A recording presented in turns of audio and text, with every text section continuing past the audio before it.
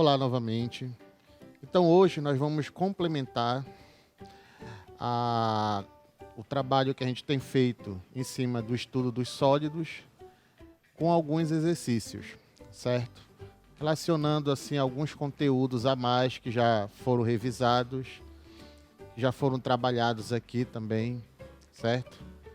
Mas vamos primeiramente à nossa habilidade da BNCC. Resolver e elaborar problemas que envolvam o cálculo do volume de recipiente cujo formato é o de um bloco. Resolver e elaborar problemas que envolvam medidas de volume de prismas e de cilindros retos, inclusive com o uso de expressões de cálculo em situações cotidianas.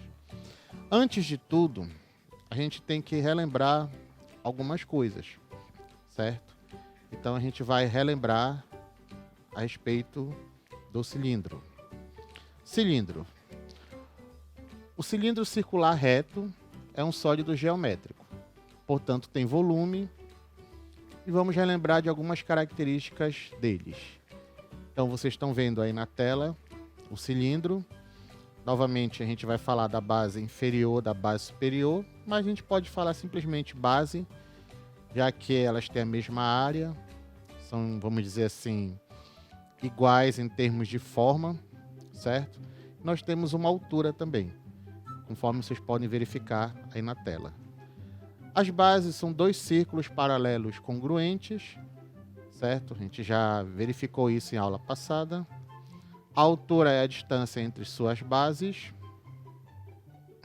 A gente tem uma superfície lateral curva, certo? Além disso, a base do cilindro é um círculo e a sua área é dada pela seguinte relação, certo? Como a gente já trabalhou a área do círculo em aulas anteriores. Então vamos relembrar que como se calcula o volume do cilindro, que é a área da base vezes a altura. Ou seja, a área da base é a área do círculo. Então a gente vai simplesmente multiplicar πr ao quadrado, que é a área do círculo, pela altura.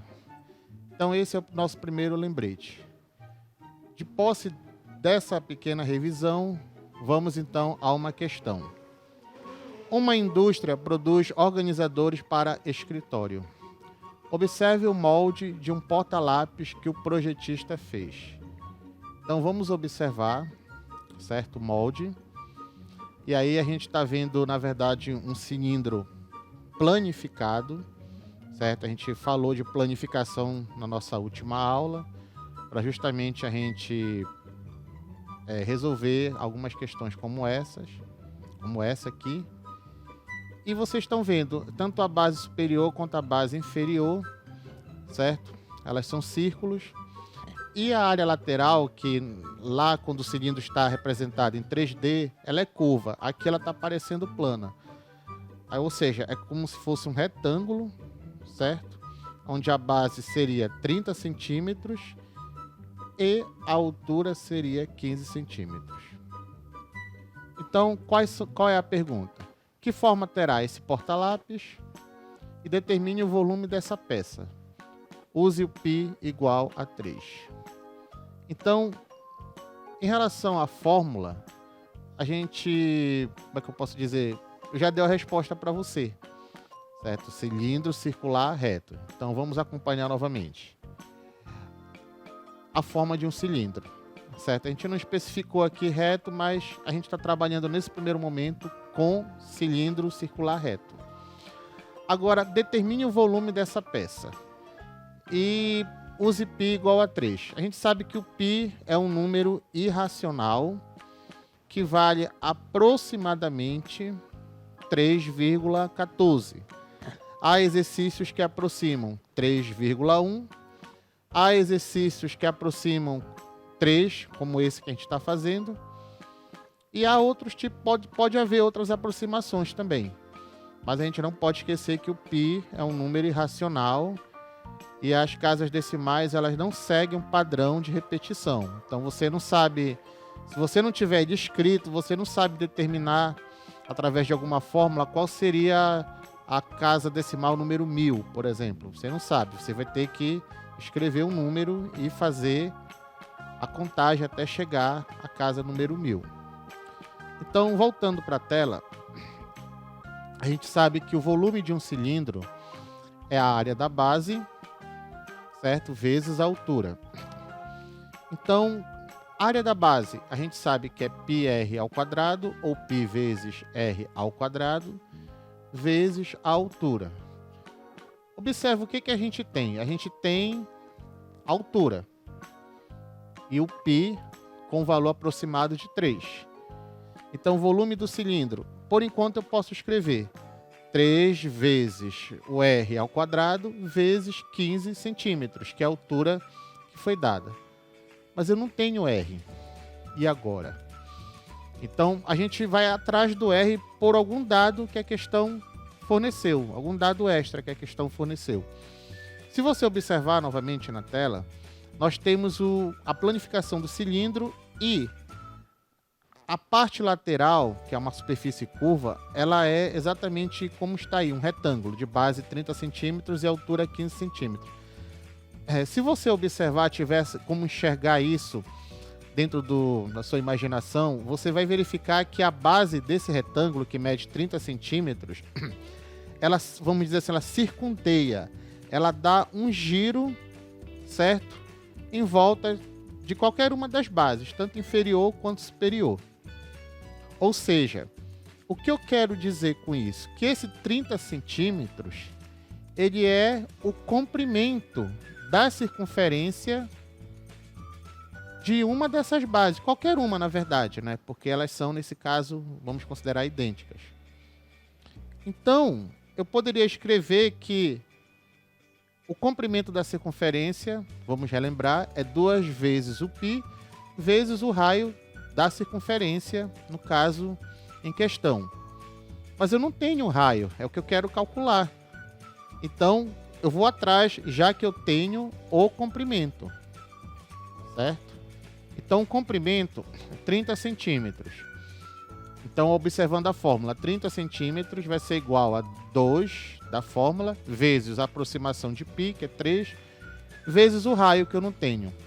Como está tudo em centímetros, a gente vai ter a resposta em centímetros. Então, observa. 2 vezes 3 dá 6, certo?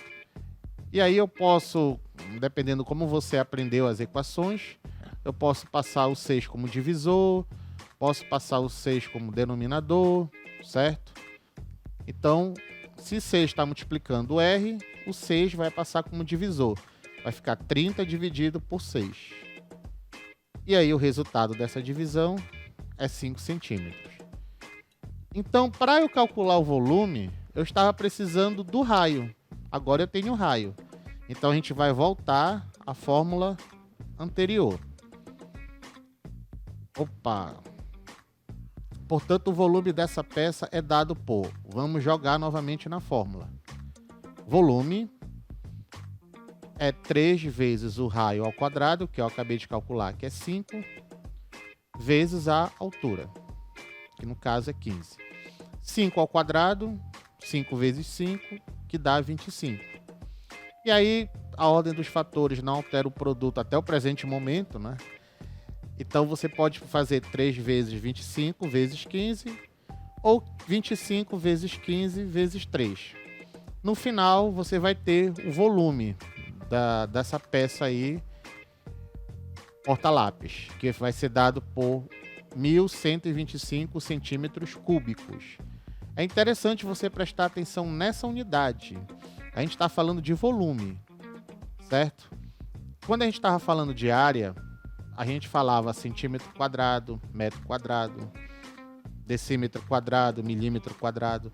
Agora a gente está falando de volume, certo? Então, vai ser mais uma dimensão, vamos dizer assim. Então, você vai ter metro cúbico, centímetro cúbico, decímetro cúbico, quilômetro cúbico, que não é muito utilizado, mas é importante que vocês saibam também, certo? Ou seja, ganhou mais uma dimensão. Então, vamos à segunda questão. Observe a seguir a representação de um cilindro reto e da planificação de sua superfície. Qual é o volume desse cilindro? use π igual a 3,1. Então, observe agora que a gente arredondou o π para 3,1, certo? Agora há pouco era para 3, então a gente vai ter com certeza alguma conta a mais para fazer. E aí a planificação está diferente do exemplo anterior, mas a ideia é a mesma, certo? Ele só colocou um pouquinho as bases distantes uma da outra. Agora ele já trabalhou dando raio, certo? Talvez fique mais fácil de efetuar os cálculos. Então vamos lá. O volume do cilindro, como a gente já sabe, é a área da base vezes a altura.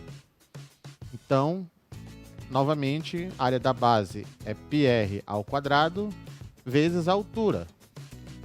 Quanto vale o raio? Observe a figura. 5 centímetros. Certo? É o raio da base. Quanto vale a altura do cilindro? Vai valer 10 centímetros. Estão na mesma unidade.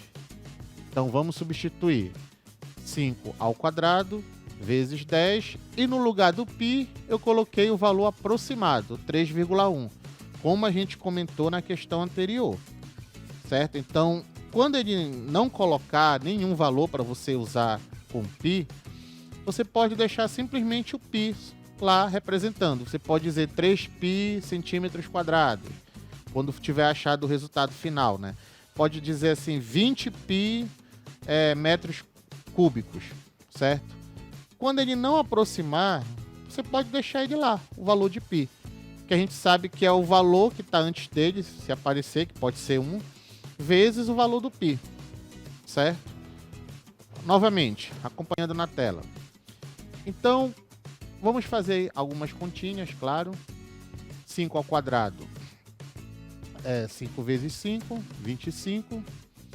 Aí, eu resolvi seguir uma lógica um pouco diferente, que geralmente a gente é habituado a fazer assim, né? A gente multiplica da esquerda para a direita.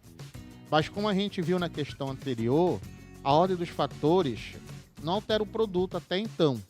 Então eu posso começar multiplicando os dois últimos fatores, depois multiplicando pelo primeiro fator. É o que eu vou fazer agora. Acompanhe. Eu multipliquei 25 por 10. Depois, claro, dando 250. Eu peguei e usei uma regra prática que costuma vir em alguns livros, não são todos mais, do 6º ou do 7º ano, que é você tem um número decimal com a vírgula, multiplica por uma potência de 10, ou um número que termina em 0, ou 2 zeros, ou 3 zeros. Aí você anda a quantidade de casas decimais de acordo com o número de zeros, né? Você pode encontrar isso no livro do 6º ano, ou do 7º ano, às vezes. Então, vamos lá. 3,1 vezes 250 deu 31 vezes 25. Ou seja, eu andei uma casa para a direita, certo? E tirei um zero dali. Mas você pode simplesmente armar 3,1 vezes 250 e efetuar a multiplicação normalmente, certo? E aí, efetuando agora a multiplicação 31 vezes 25, eu posso fazer 30 vezes 25, certo? Pensar assim, que dá 750. Depois, 1 vezes 25, dá 25. E aí eu faço o somatório de 750 mais 25, que dá 775, como é volume, centímetros cúbicos. Não podemos esquecer a unidade. Porque se você colocar simplesmente 775, certo? Eu posso entender que é 775 centímetros, ou seja, só comprimento. Se você colocar centímetros quadrados, eu vou entender que é só uma área relacionada a uma superfície. Quando você coloca centímetros cúbicos, ou metro cúbico, ou decímetro cúbico, eu vou entender que se trata de um volume, ou seja, está relacionado a algo, algum recipiente, algum bloco em 3 dimensões. Então é muito importante a gente ter esse cuidado. E também, conforme vocês podem ver nos exercícios, é importante a gente anotar a resposta. Porque às vezes a gente só coloca lá V igual a 775 centímetros cúbicos. Aí você coloca a conclusão de todo o trabalho que você fez. Portanto, Ou você pode usar também a palavra logo, você pode usar também concluímos. O volume desse cilindro é dado por 775 centímetros cúbicos, certo? Então essas duas questões foram para relembrar um pouquinho a respeito do volume, como se calcula o volume de um cilindro, né? Mas você deve lembrar da nossa última aula.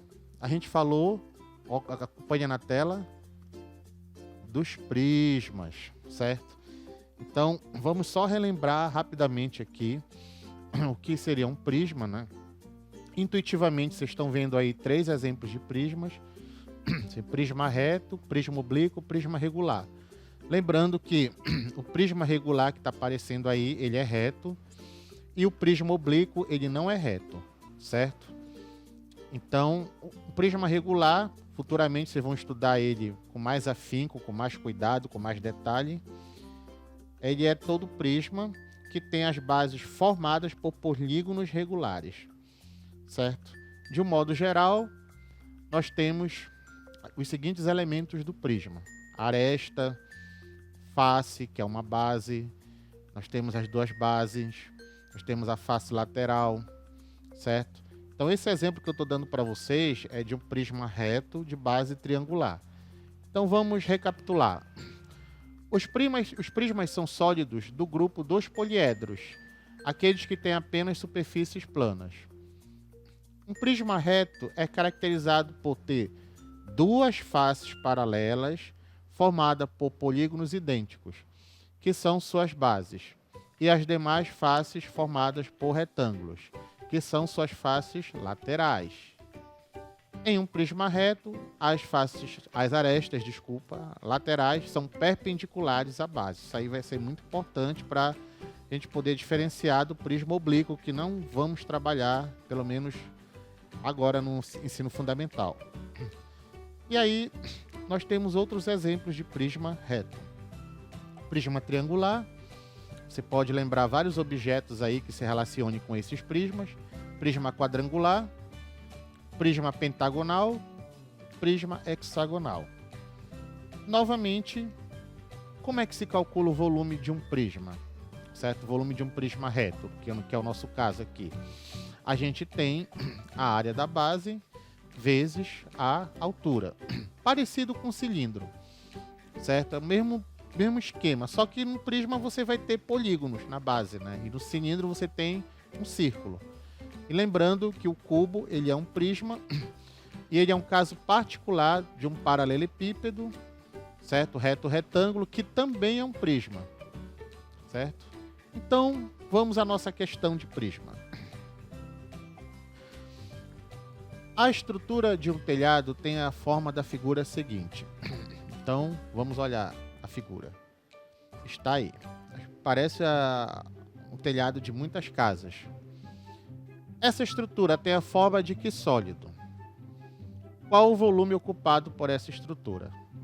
Então, como a gente está trabalhando, a gente vem abordando bastante esse assunto, já deu para perceber que ele parece com um prisma, certo? Só que ele não está na posição que a gente costuma visualizar o prisma. Ele está assim, vamos dizer, como se ele tivesse empurrado ele e tivesse caído, certo? Mas você consegue ver a base ali, onde tem dois ângulos de 45 graus, e a outra base você não consegue visualizar por aqui, mas você entende que ela existe do outro lado, vamos dizer assim. Então, a resposta para a letra A estrutura tem a forma de um prisma triangular, certo? Para a letra B, a gente vai precisar fazer alguns cálculos aqui para a gente relembrar algumas continhas também, inclusive de séries anteriores. A base desse prisma tem a forma de um triângulo retângulo, cuja hipotenusa mede 18 metros e cada cateto mede x. Bom, você deve falar, poxa, mas professor, você nem indicou o ângulo reto. Como é que é um triângulo retângulo? Que eu saiba, para ser triângulo retângulo, tem que aparecer o ângulo reto. Exatamente, ele aparece. Só que ele não está marcado com aquele quadradinho e o ponto no meio. Mas acompanha comigo na tela. Onde aparecem dois ângulos de 45 graus, certo? São ângulos do triângulo que a gente está se referindo, do triângulo que está na base do prisma. E aí você lembra também que a soma dos ângulos internos de qualquer triângulo é 180 graus. Então acompanha comigo, 45 graus mais 45 graus dá 90 graus. Para aquele ângulo lá de cima, sobra quanto para dar 180 graus? Apenas 90 graus, certo?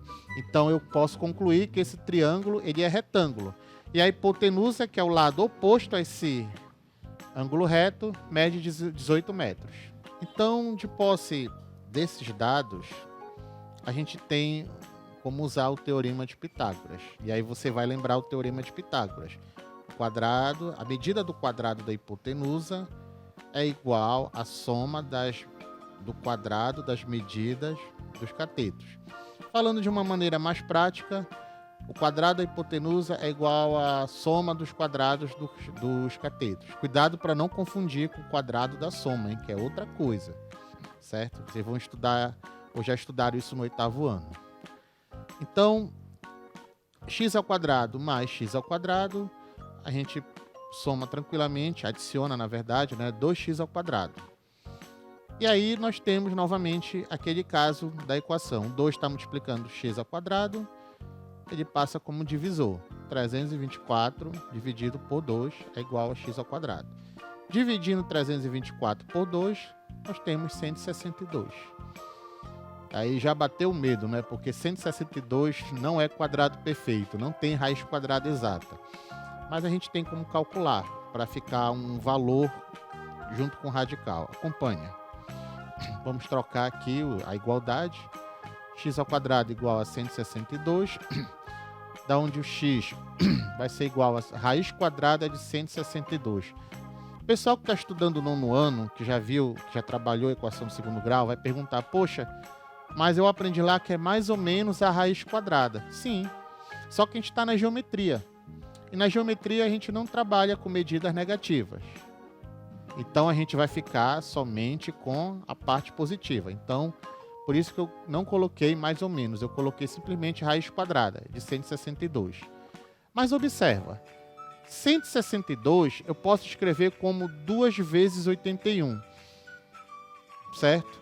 E aí, usando a propriedade dos radicais, que você já deve ter estudado no início do 9º ano ou do 8º ano, 8º ano não, mas do 9º ano, você diz que a raiz quadrada do produto de dois números positivos, 2 vezes 81 nesse caso, é a raiz quadrada de 2 vezes a raiz quadrada de 81.